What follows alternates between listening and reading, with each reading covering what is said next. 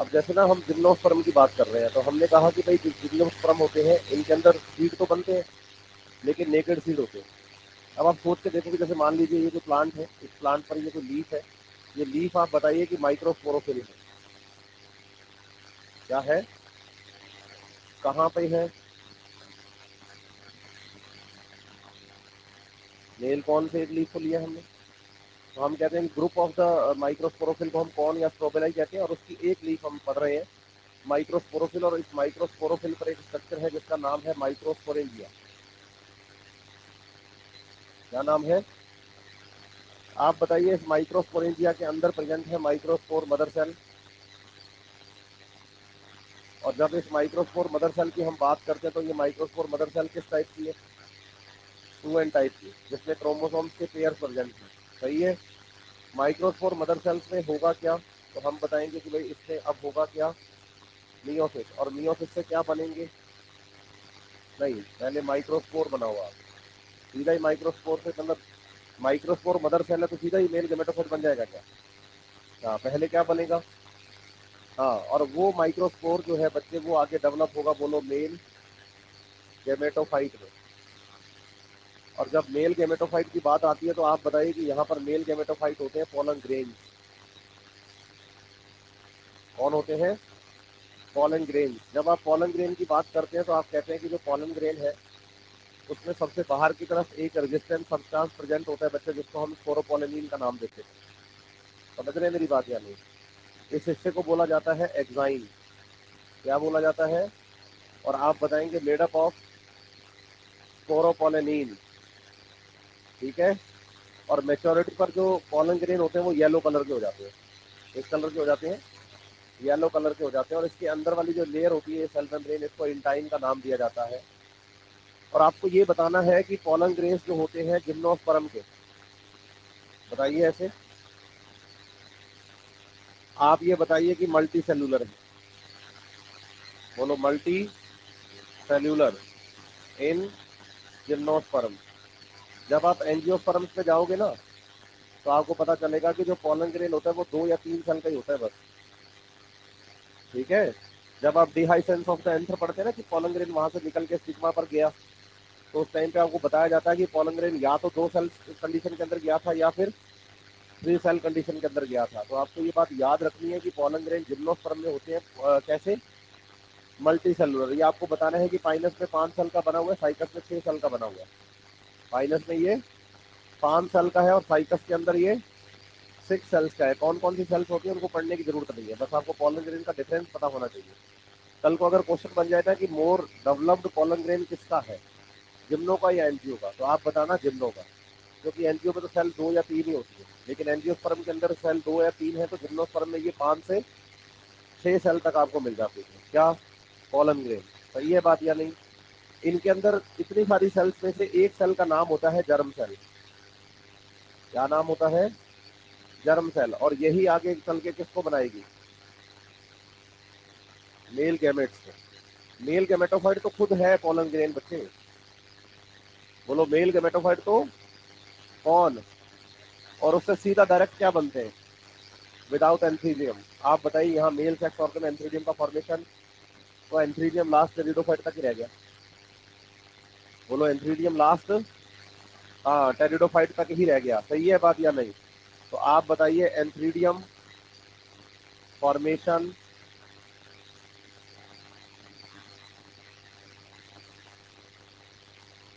No टकर, यहाँ होता ही नहीं है एंथ्रीडियम का फॉर्मेशन। एंथ्रीडियम का यहाँ पर फॉर्मेशन होता ही नहीं है। सिंपल बात याद रखनी है कि antheridium formation does not take place. कहाँ पर बात चल रही है? हाँ, तो जिम्नोस्पर्म में आप बताएंगे एंथ्रीडियम फॉर्मेशन डज नॉट। समझ रहे हैं मेरी बात या नहीं? यहाँ without sex organ male gamete बनते हैं। बोलो ऐसे। और आप बताइए, इनका पॉलिनेशन जो होता है ना, बाई एयर होता है। एंजियोस्पर्म के अंदर एयर से पॉलिनेशन बहुत रेयर होता है। वीट के अंदर एनसीईआरटी ने एग्जांपल लिया है, कॉर्न कॉब का एग्जांपल लिया है। कुछ ही प्लांट्स है जिनके अंदर एयर से, बाय एयर, एनीमोफिली कहते हैं इसको। सही है बात या नहीं? क्योंकि एंजियोस्पर्म्स में मैक्सिमम पॉलिनेशन इंसेक्ट्स करते हैं, मैक्सिमम। और उसमें भी सबसे ज्यादा हनी भी। समझ रहे हैं? नेक्टर होता है, नेक्टर के साथ साथ पॉलन ग्रेन जो होता है उसके ऊपर पॉलन किट पाया जाता है, चिपचिपा सब्सटेंस। तो आप बताइए, एयर से पॉलिनेशन सबसे कम होता है एंजियोस्पर्म में और सबसे ज्यादा होता है जिम्नोस्पर्म में। जिम्नोस्पर्म में मेन सोर्स ही कौन है? एयर है। अब एयर से पॉलिनेशन एंजियोस्पर्म ने क्यों बंद कर दिया? बताइए, एयर से पॉलन ग्रेन्स की वेस्टेज बहुत ज्यादा थी। समझ रहे हैं मेरी बात या नहीं? यस और नो? एक शब्द आता है येलो रेन। क्या शब्द आता है? पहाड़ों में दिखती है ये। जिन पहाड़ों पर स्लोप पर पाइन ट्रीज होते हैं ना एक साथ, उनमें क्या है कि सभी मतलब माइक्रोस्पोरोफिल से पॉलन ग्रेन का बनकर बाहर निकलना सेम टाइम पे होता है, साइमल्टेनियसली। जब इतने सारे पेड़ों से हजारों लाखों करोड़ों की संख्या में क्या बनेंगे, तो पॉलन ग्रेन हवा में फैल जाते हैं। तो आप बताइए, एटमॉस्फेयर येलोइश कलर का हो जाता है पॉलन ग्रेन्स की वजह से। उसको हम येलो रेन के नाम से जानते हैं। किसके नाम से जानते हैं? क्योंकि जो स्पोरोपोलेनिन होता है वो लाइट येलो कलर का होता है। स्पोरोपोलेनिन जो होता है वो लाइट येलो कलर का होता है। तो आप बताइए कि यहाँ पॉलिनेशन का मैक्सिमम जो बच्चे आपको यूज करना है वो एयर से करना है। लेकिन एंजियोस्पर्म में जाके पॉलिनेशन एयर से नहीं हो रहा है। उसका रीजन ये है कि एयर पॉलिनेशन में वेस्टेज ज्यादा है पॉलन ग्रेन। एयर पॉलिनेशन में वेस्टेज ज्यादा है। किसका? हाँ, पॉलन ग्रेन्स का। समझ रहे हैं मेरी बात या नहीं? यस और नो? यहाँ तक कोई इशू? ठीक है। अब बात करते हैं इनके मेगास्पोरोफिल की। आप बताइए कि जैसे जिम्नोस्पर्म था, ये प्लांट है। हाँ ठीक है। जिम्नोस्पर्म पर ये लीफ है। बोलोगे मेगास्पोरोफिल। इस मेगास्पोरोफिल पर मेगास्पोरेंजिया। सही है। अब आप ये भी याद रखें कि मेगास्पोरोफिल में कहाँ से पढ़ा रहा हूँ? From female corn. मेगास्पोरोफिल में कहाँ से पढ़ा रहा हूँ? फीमेल कॉर्न से। समझ रहे हैं मेरी बात या नहीं? तो आप बताइए कि फीमेल कॉर्न जो मेगास्पोरोफिल है, उसकी एक मतलब एक कॉर्न में से एक लीफ को हमने लिया है मेगास्पोरोफिल को, उसके ऊपर मेगास्पोरेंजिया है। कौन है? यस और नो? लेकिन ये मेगास्पोरेंजिया होता कौन है, पता है आपको?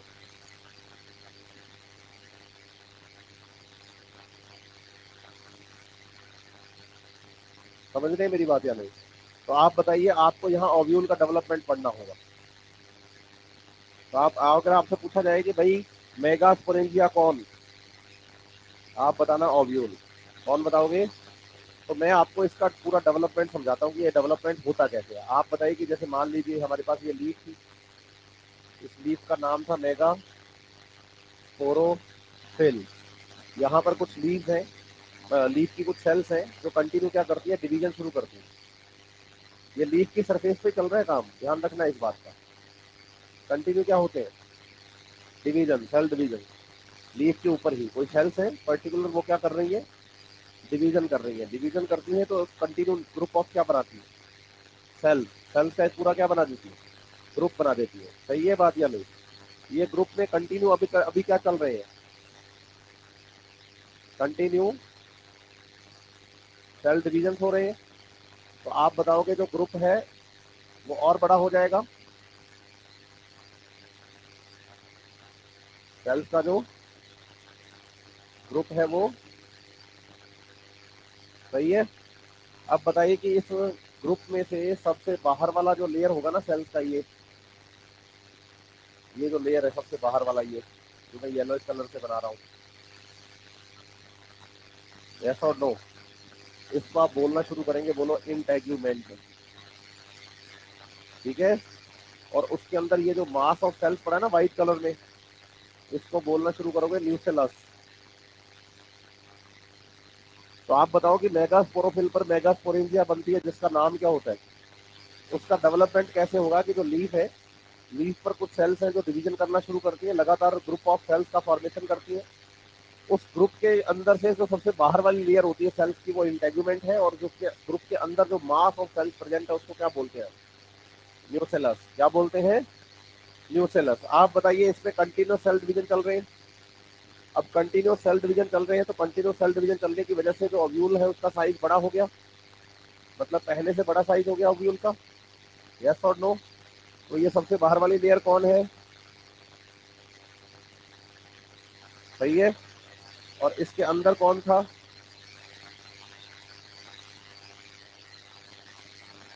ये नंबर ऑफ सेल्स प्रेजेंट है, ये कौन है? और आप बताइए, यहाँ पर सभी सेल्स की प्लॉइडी 2n है। ये सेल कैसी है? ये सेल भी कैसी है?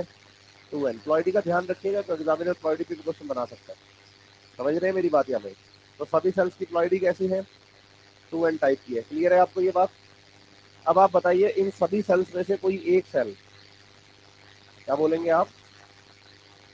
इन सभी सेल्स में से कोई एक सेल, समझ रहे हैं, किसका फॉर्मेशन शुरू करती है? बोलो मेगास्पोर मदर सेल का।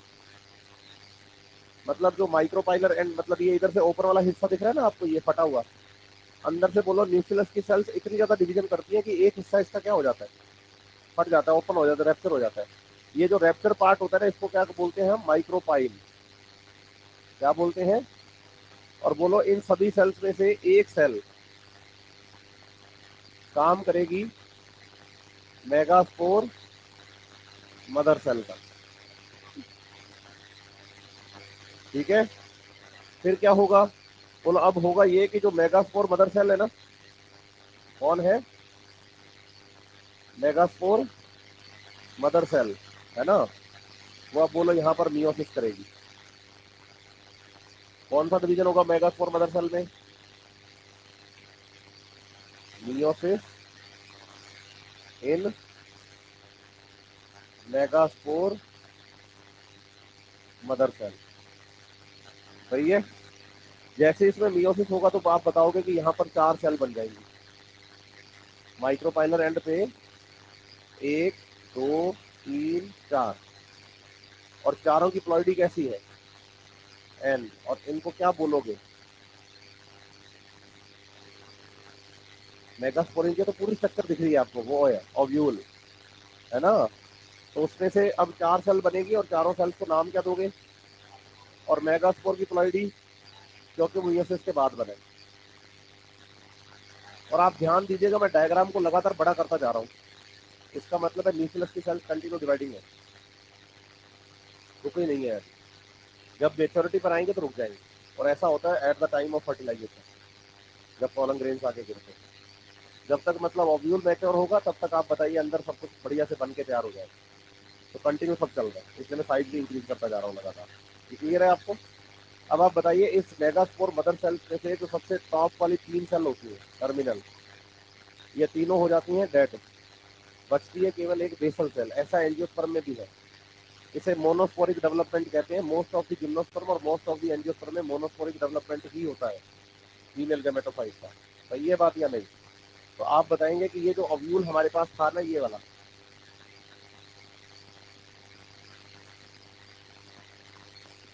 इसमें जैसे मैंने आपको ये समझाया कि भाई ये 3 तो मेगास्पोर क्या हो गए, डेड हो गए ना। तो अब आप बताएंगे कि जो एक मेगास्पोर बचा था आपके पास, बेसल बचा था ना एक मेगास्पोर, वो मेगास्पोर की सेल कंटिन्यू डिवीजन करेगी मियोसिस से बने मेगास्पोर। तो उसके बाद एक जो मेगास्पोर फंक्शनल है, वो फंक्शनल मेगास्पोर कंटिन्यू करेगा माइटोटिक डिवीजन, क्योंकि एन टाइप की सेल में तो मियोसिस होता ही है। तो आप बताओ 4 में से एक मेगास्पोर क्या कर रहा है?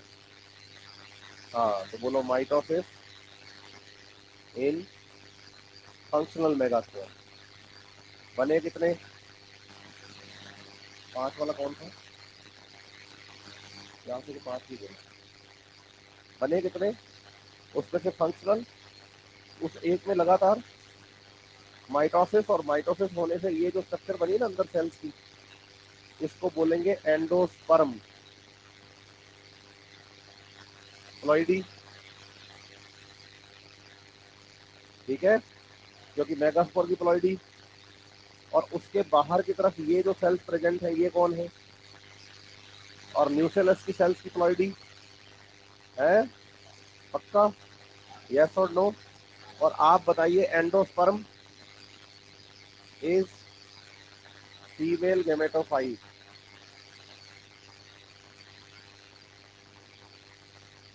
बच्चा आके मुझे कहता है सर आपने गड़बड़ कर दी।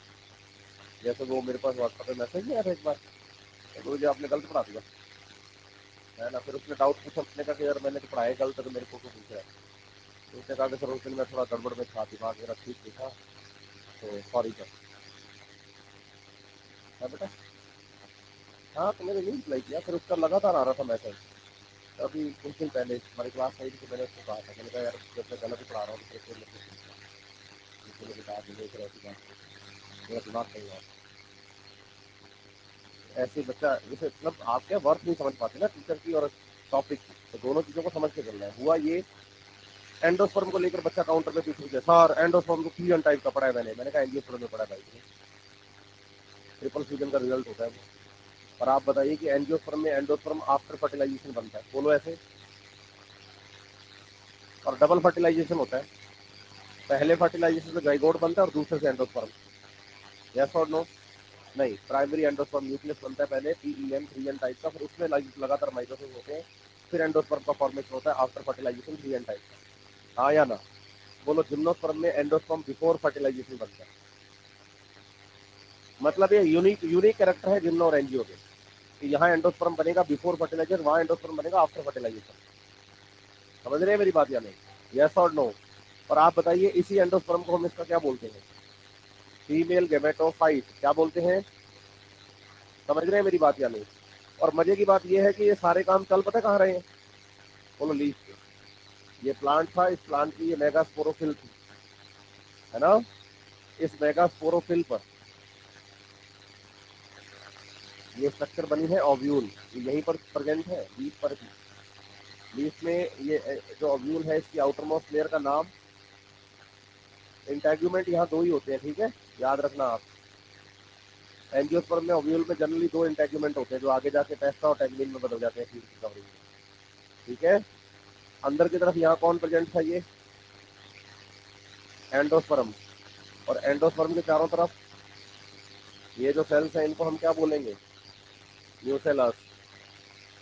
और है ये सारा काम किस पे? और बताओ अगर सीड बनाना है तो फीमेल गैमेटोफाइट का डेवलपमेंट स्पोरोफाइट पे ही होना चाहिए। हेटेरोस्पोरी में हमने पढ़ी थी ये बात। और आप बताइए मेगास्पोरोफिल जो है वो स्पोरोफाइट का तो पार्ट है। ये जो लीफ है ये क्या है?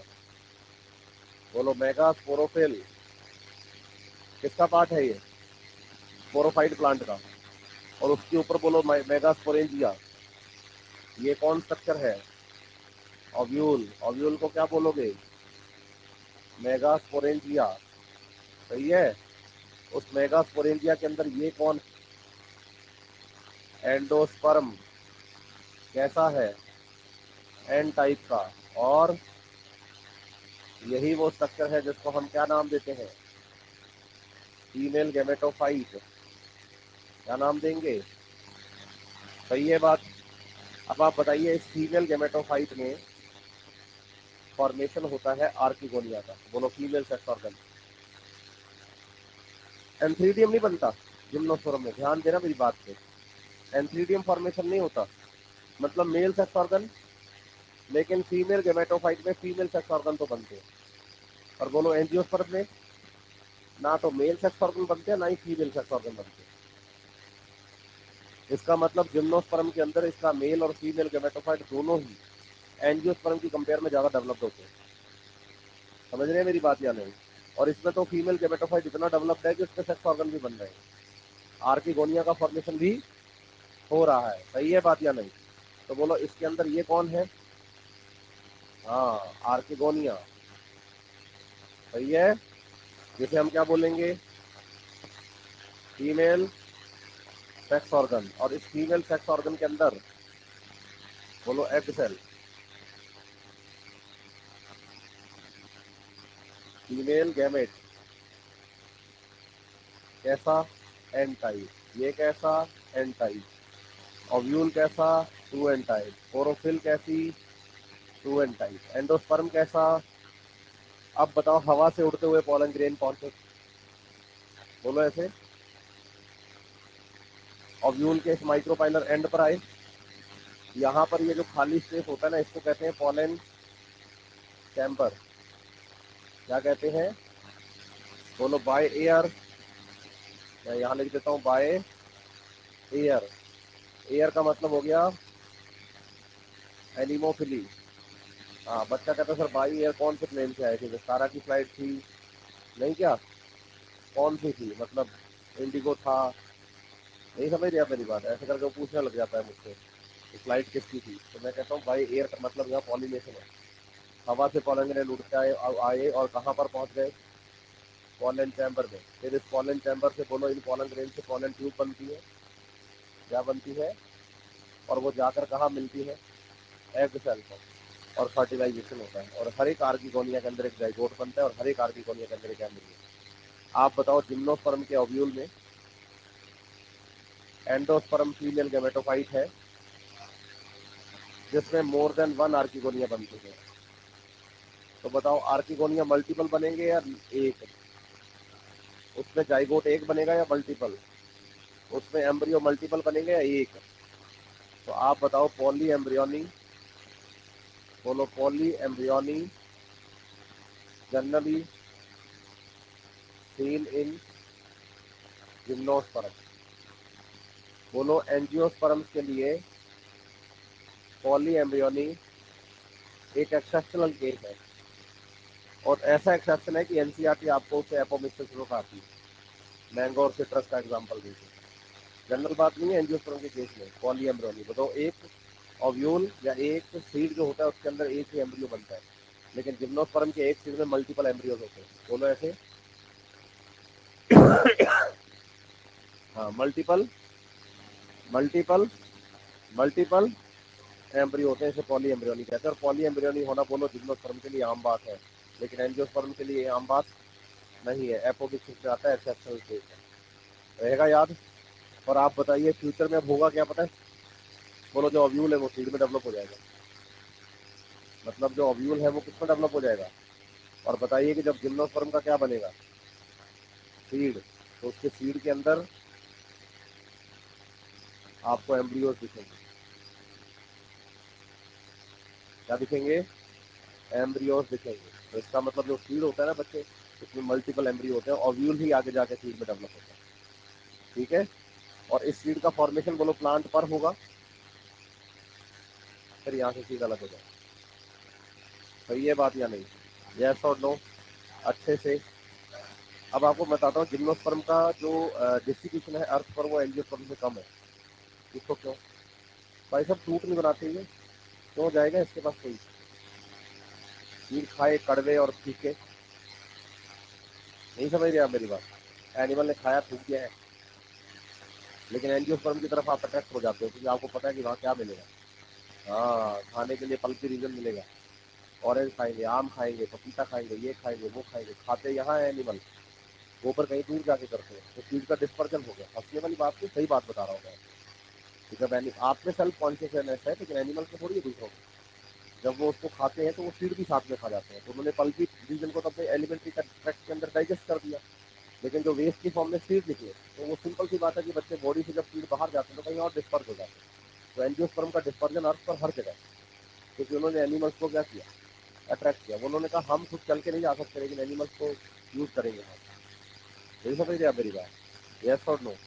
ये जिम्नोस्पर्म के अंदर ऐसे होता है रिप्रोडक्शन। आपको क्लियर है ये बात? और हेट्रोस्पोरी होती है और सीड बनता है, और सीड बनता है तो सिंपल सी बात है कि यहाँ फीमेल गैमेटोफाइट का डेवलपमेंट प्लांट के ऊपर ही होता है। सही है। अब आप बताइए कि जिम्नोस्पर्म की अगर हम क्लासिफिकेशन की बात करते हैं, किसकी बात करते हैं, तो आपको बताना है कि जिम्नोस्पर्म की क्लासिफिकेशन में आपको दो ग्रुप याद करने हैं। एक तो याद करना है साइकेडोफाइटा। बोलो ये लोअर जिम्नोस्पर्म होते हैं।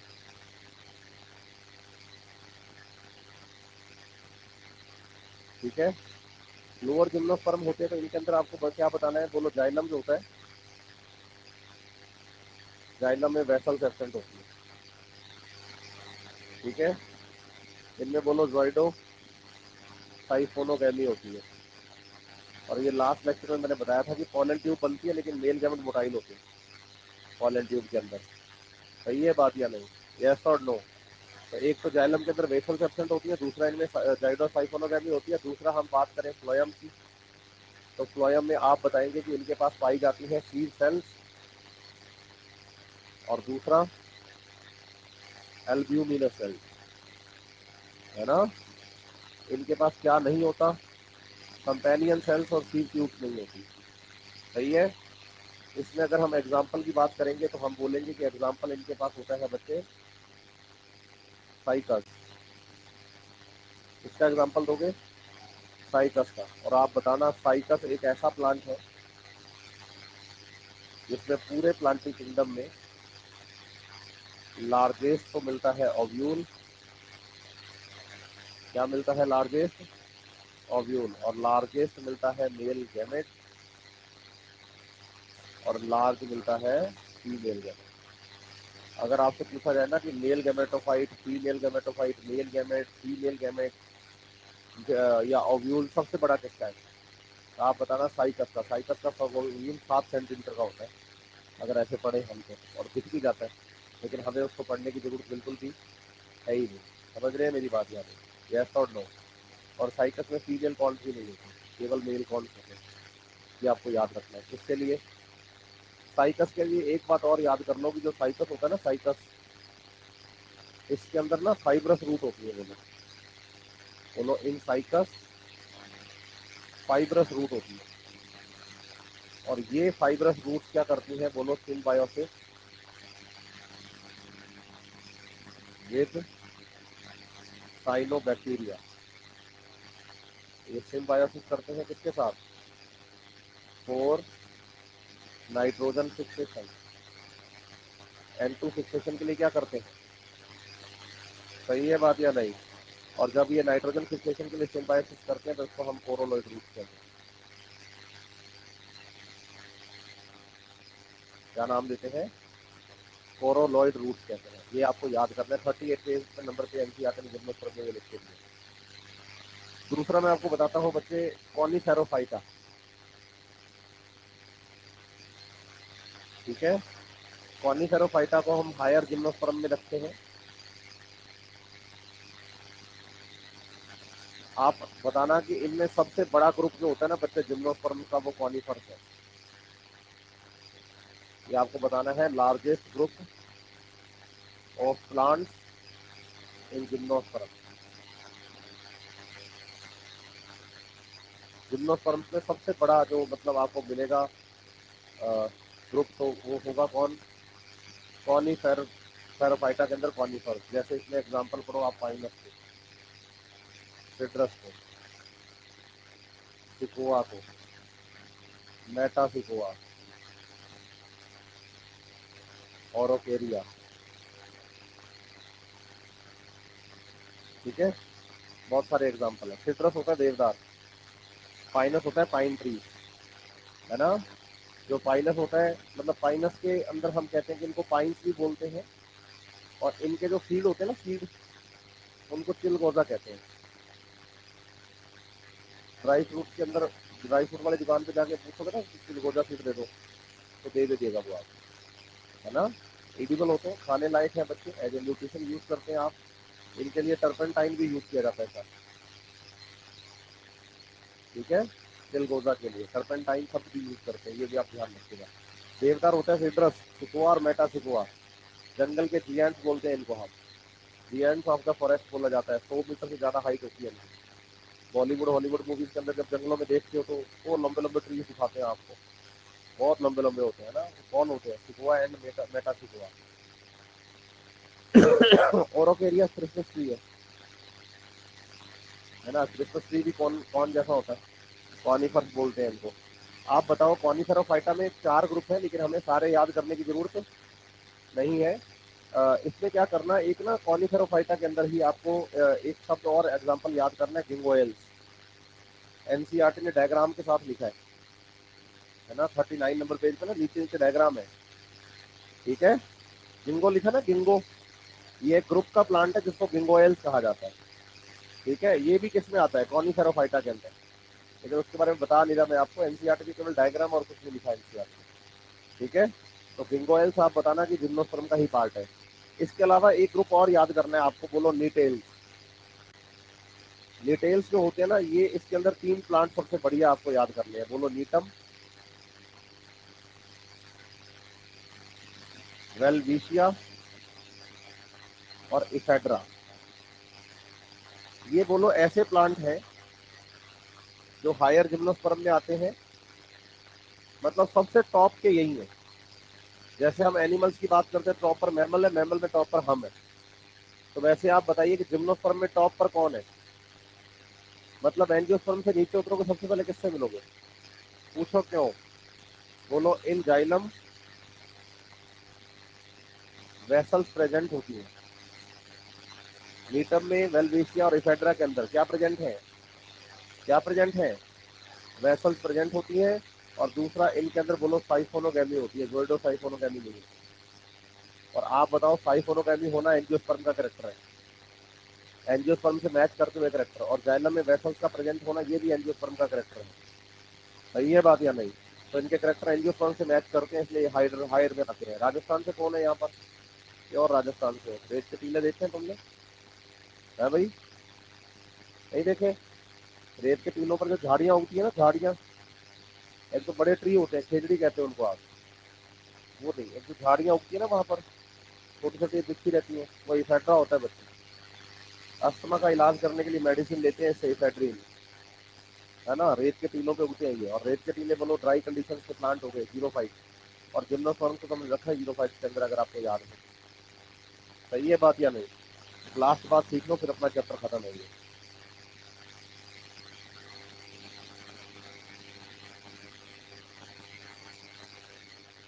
देखो माइकोराइजा का एनसीईआरटी ने एग्जांपल पाइनस का लिया है। एंजियोस्पर्म पढ़ाने नहीं मैंने आपको, क्योंकि एंजियोस्पर्म की मॉर्फोलॉजी, एनाटॉमी, सेक्सुअल रिप्रोडक्शन और फिजियोलॉजी, ये 4 अगले चैप्टर और यूनिट्स आपके पास है अलग अलग। तो सारी जानकारी आपको एंजियोस्पर्म की मिलेगी उसमें, है ना। तो उसकी डिटेल करने की हमें जरूरत यहाँ पर है ही नहीं। माइकोराइजा का एग्जाम्पल एनसीईआरटी ने लिया है पाइनस का। आप बताइए कि जैसे हम बात करते हैं रूट की, एक जनरल रूट जो होती है, उस रूट पर क्या होता है कि एपिडर्मिस बाहर की तरफ एक्सटेंड होकर ना रूट हेयर का फॉर्मेशन करता है, इसका। और रूट हेयर्स जो होते हैं बच्चे, वो इंक्रीज कर देते हैं absorption surface of the root. Root hairs जो होते हैं वो रूट हेयर्स इंक्रीज कर देते हैं absorption surface of the root. सही है। अब आपको ये समझना है कि जब हम पाइनस रूट की बात करते हैं इसकी, तो पाइनस रूट में रूट हेयर एब्सेंट होते हैं। बोले क्या अब ये प्लांट जिंदा रह सकते हैं? बोलो हाँ। लेकिन पानी बहुत कम मिलेगा, इससे जल्दी मर जाएंगे। समझ रहे हैं मेरी बात यार? तो ट्री है ना, तो ट्री को तो ज्यादा पानी एब्जॉर्ब करना पड़ता है, क्योंकि बाहर पानी लॉस कर रहा है उसका एरियल पार्ट। सही है बात या नहीं? तो बताओ, इनके पास रूट हेयर होते नहीं तो ये सॉइल में स्टेब्लिश नहीं हो पाते। तो फिर आप बताइए, जिस सॉइल में ये ग्रो करते हैं उस सॉइल के अंदर प्रेजेंट होता है फंगस। कौन? और फंगस आपको पता है उनके हाइफा फिलामेंटस होते हैं, और वो इनके साथ कर लेते हैं सिम्बायोसिस। फंगस कहते हैं कि हम आपको सॉइल से वाटर और मिनरल्स ला के देंगे, सॉइल से हम आपको वाटर ला के देंगे और साथ में क्या ला के देंगे? मिनरल्स ला के देंगे। और बदले में आप हमें क्या देना? क्योंकि हम तो फूड बनाते नहीं। तो बोलो, रूट फंगस को देती है फूड, और फंगस प्लांट को क्या देता है? तो आप बताइए कि ये एक सिम्बायोटिक एसोसिएशन हो गया। क्या हो गया है? हाँ, सिम्बायोटिक एसोसिएशन हो गया है। और आप बताइए कि without fungus Pinus seed can not establish in soil. Soil के अंदर पाइनस सीड एस्टेब्लिश नहीं हो सकता है बिना समझ पा रहे हैं बात? हाँ या ना? अच्छे से। चलो फिर बधाई हो गया सब कुछ। मिलते हैं। हाँ बेटा बताओ। नहीं नहीं, फ्रूट कैसे बनाएगी फूड? फ्लोएम किस लिए है उनके पास? हाँ, फोटोसिंथेसिस से बनेगा वो तो। एक, हाँ बेटा। हाँ तो पूछ लेते ना, अभी तक पूछा ही नहीं तुम लोगों ने। देखो ये है सबसे बाहर सेल वॉल, प्लांट सेल के अंदर। सही है। उसके अंदर है सेल मेम्ब्रेन। सही है। उसके अंदर है न्यूक्लियस। सही है। और न्यूक्लियस में है न्यूक्लियोप्लाज्म। सही है। अब आप बताओ कि सेल मेम्ब्रेन और न्यूक्लियर मेम्ब्रेन के बीच में जो लिक्विड होता है उसको तो क्या कहते हैं? है ना। और इस सब को मिला के प्रोटोप्लाज्म। तो आप बताओ, एक कंप्लीट सेल को प्रोटोप्लाज्म बोला जा सकता है। ठीक है। कंप्लीट सेल को प्रोटोप्लाज्म बोला जा सकता है, जिसमें सेल मेम्ब्रेन आ जाएगी, साइटोप्लाज्म आ जाएगा और न्यूक्लियस भी आ जाएगा। ठीक है, साइटोप्लाज्म आ गया तो ऑर्गेनल आई गए ना, नहीं समझ रहे आप मेरी बात। अब अगर आप जाओगे फंजाई या प्लांट के रिस्पेक्ट में, इसके, तो आपको वहां पर क्या करना है, सेल वॉल को हटाना है। तो सेल वॉल के अलावा जितना भी बचा होगा उसके लिए टर्म यूज करेंगे प्रोटोप्लास्ट। अब अगर एनिमल सेल पढ़ोगे तो एनिमल सेल में सबसे बाहर कौन होगा, फिर अंदर कौन है, सही है बात या नहीं। तो यहां मैं पूरी सेल के लिए शब्द यूज करूंगा प्रोटोप्लाज्म, एनिमल सेल है ये, सही है। लेकिन अगर मैं प्लांट सेल की बात करूंगा तो उसके लिए मैं यूज करूंगा शब्द प्रोटोप्लास्ट, पूरी सेल के लिए, जिसमें मेम्ब्रेन, साइटोप्लाज्म और न्यूक्लियोप्लाज्म सब आ जाएगा। तो मतलब जो सेल वॉल वाली सेल्स होती है, बोलो ऐसे, उनके लिए टर्म यूज की जाती है प्रोटोप्लास्ट, और जो बिना सेल वॉल वाले होते हैं उनके लिए यूज करते हैं प्रोटोप्लाज्म। क्लियर है, और बताओ। ठीक है, फिर मिलते हैं।